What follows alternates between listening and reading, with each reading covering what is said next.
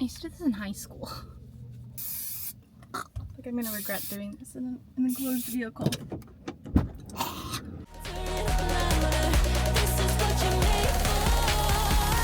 You just gotta be fearless.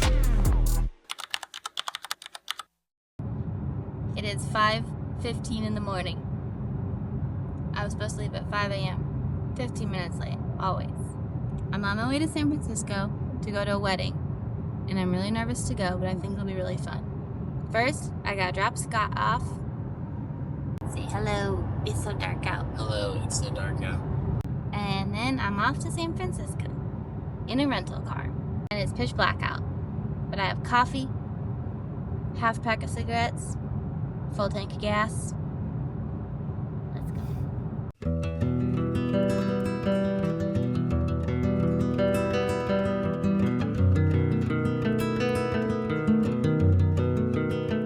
Our bird's chirping. That is how early it is.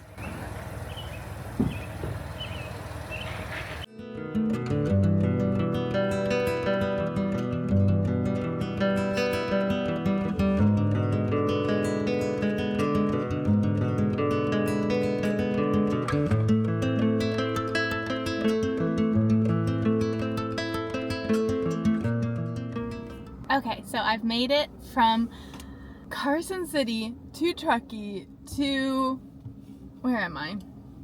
I'm at a rest stop about an hour outside of San Francisco. I am literally like just outside of San Francisco. That's me, that little blue dot. So just north of Vallejo. And then what I'm gonna end up doing is going 80 into San Francisco, which puts me 50 minutes away from the hotel. So I'm staying at the inn at the Presidio Park. And it's supposed to be one of the top 10 hotels in San Francisco, which is pretty cool. Like right there in Presidio Park, right next to, decently next to the Golden Gate Bridge, which will be really cool. But you can't clock in, sorry, that's the HR in me. But I cannot clock in, I said it again. But I cannot check in until 12. And I am supposed to be at our bachelorette party thing for my friend at 11. So this is me at 8:30 in the morning, having woken up at 4 in the morning, getting ready, and I'm doing it in a rental car. Why do I have a rental car? Because San Francisco is terrifying. I mean, it's San Francisco. But the real reason why, I drive a pickup truck. Like, it's not really something that's gonna fit inside San Francisco. So I was so nervous, like so nervous to go to this wedding because it's in San Francisco and I am going alone because Scott has to work. He always has to work. And so I'm like, I am a woman by myself in San Francisco. I'm not a city person, so like I have street smarts, but I'm not super street smart. That is just scary. So I just had this like intense fear this week of going, and it was bigger than any fear I've ever really experienced. And I was thinking it's probably because my very first panic attack was in San Francisco. So it's like muscle memory, and I've had multiple panic attacks in San Francisco in my life, and so I'm like, yeah, that's probably it. So I was just like logically justifying it in my head. Oh, it's just muscle memory, like I'm just scared I'm gonna have a panic attack, like blah blah blah. And I haven't had a panic attack in like a long time.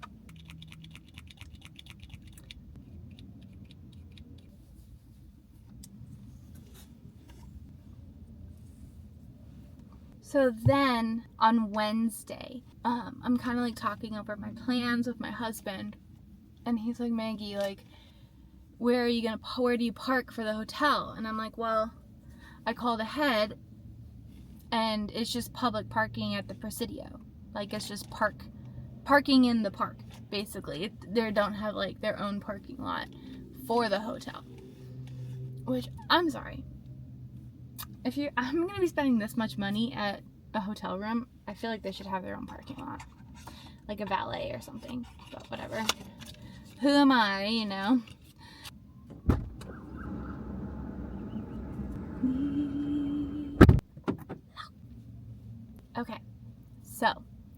where was I? He's like, where are you gonna park? I already told you this. Public parking. And so he's like, Maggie, you need to clean your truck because you can't have all your shit in the back. Because it's gonna get stolen. Like, it's San Francisco. Like, you need to be smart.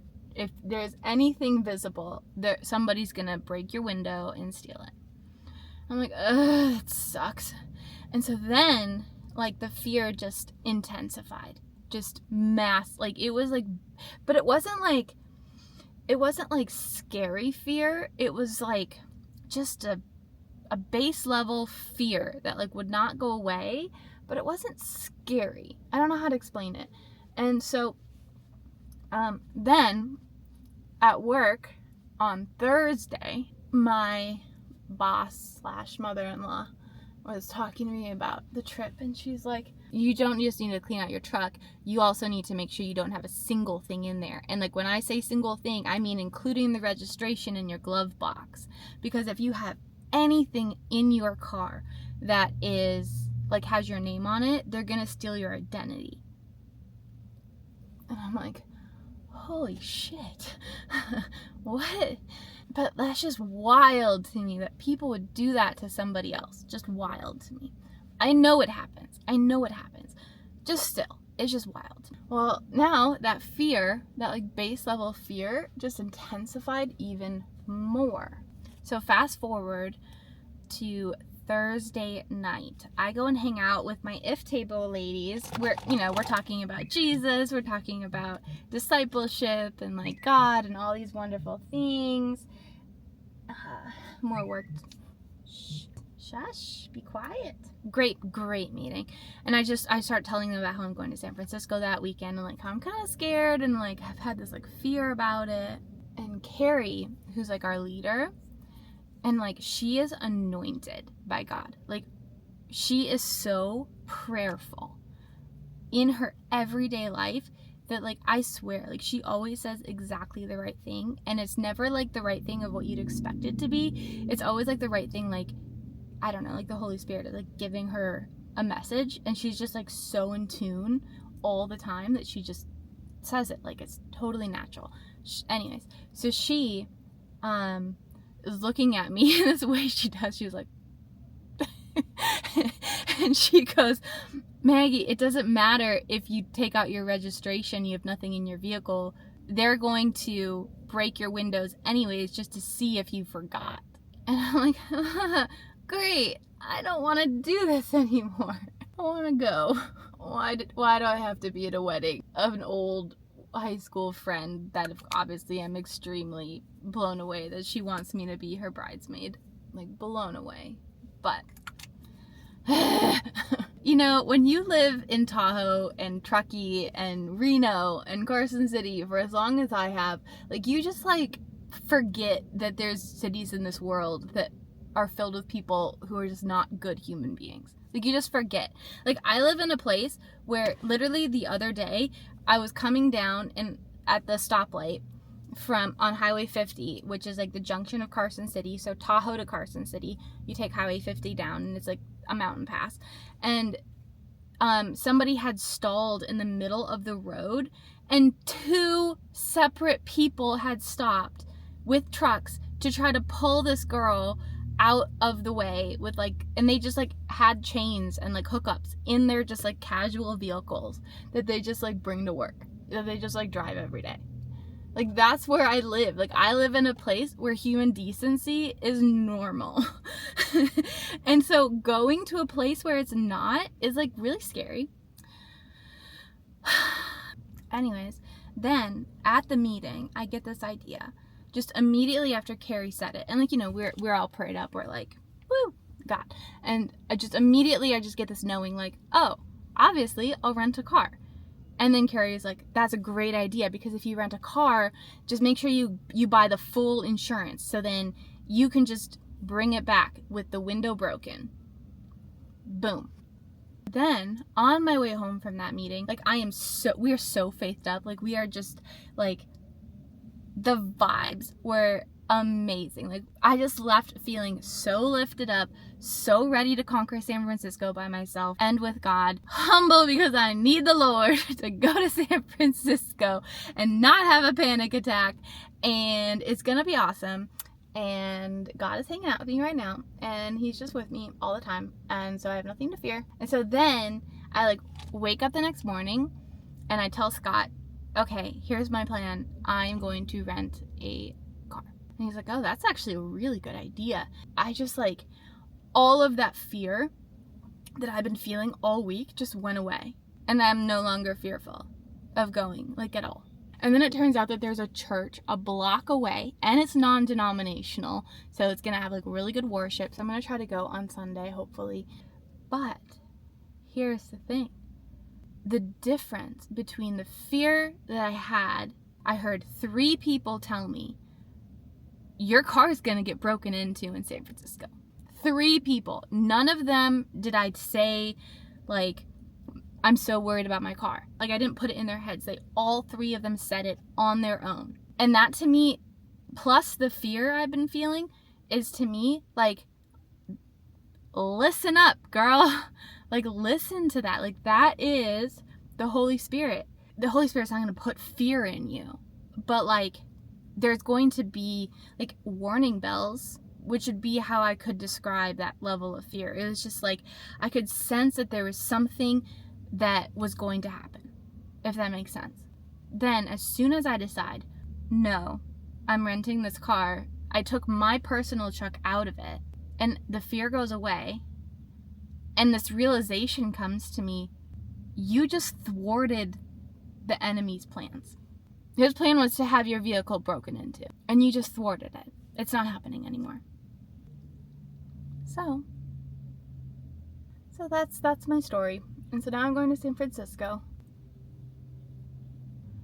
I got my bin.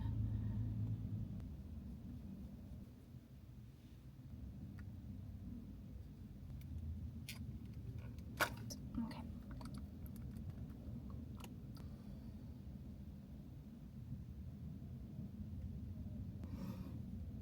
It's not very good. My girl. Oh my gosh, there's a cat. What in tarnation? There's a little kitty. What is he doing? Oh, he's disappearing under the car. Oh, here he is. Oh my gosh. Hello, kitty. Aw, look how cute he is. He probably lives up in those hills over there. It's a nice place to live for a kitty. Walking on by. Places to go, mountains to conquer. I used to do this in high school. Like, I'm gonna regret doing this in an enclosed vehicle.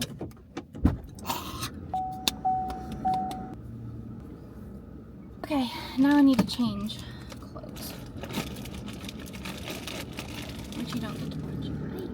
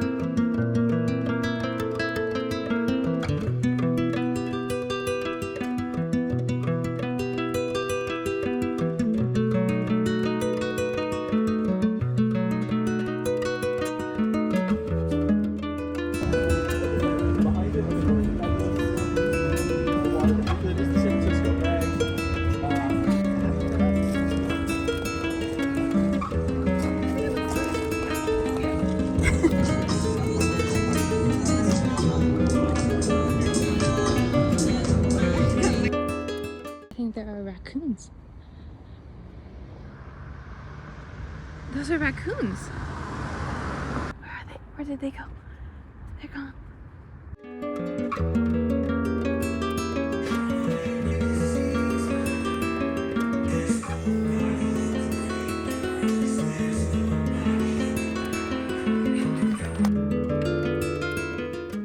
That's where I'm staying, the Funston Hotel.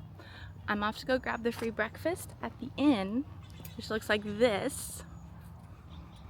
Literally walking there right now.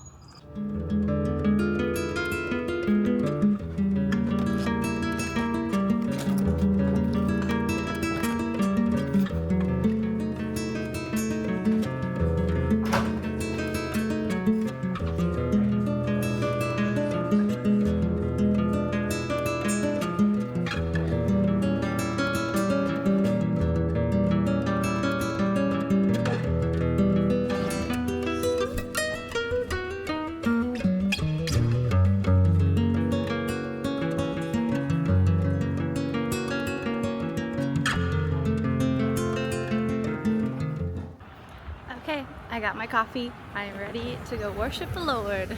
You know, some people would say that there is no church in a place like San Francisco. Well, I am gonna go check out a church called Canvas at the Presidio. And I figured I need to pray myself up and go check it out. I don't know what it's gonna be like. It says it's non-denominational, so it should be pretty good. The real question is how am I gonna hide this camera? Because I don't wanna you know, make it weird or disrespectful in any way. We'll find out. Wish me luck. I guess this is what obedience looks like. And so what is Jesus' answer to us who have been asking without receiving and seeking without finding and knocking without the door being open? What is Jesus' big response to you? Keep going. It's kind of an unsatisfying response, isn't it? Like, maybe right now it's not, but when you're in the middle of a moment of brokenness, a moment of struggle, a moment of deep suffering and pain, it almost seems offensive that Jesus' answer to you is like, well, keep trying, keep asking, keep seeking, keep knocking, just be persistent, don't give up. And yet that is Jesus' response to us. And that's the promise given to the persistent widow, that if you keep asking and if you keep seeking and if you keep knocking and if you keep showing up and refusing to give up, Jesus assures us that it won't be wasted, that it won't be wasted. In fact, the entire story in Luke chapter 18, it doesn't end with a promise, but it actually ends with a challenge. Jesus, in the end, he says, when the Son of Man comes, will he find faith on the earth? So essentially what Jesus is saying, he's admitting there are going to be a lot of people who lose steam. That there are going to be a lot of people that they get tired of asking, tired of seeking, tired of knocking, and they simply give up. Essentially what he's saying is, don't give up. Don't quit. Because God hears every prayer, collects every tear, and nothing will be wasted.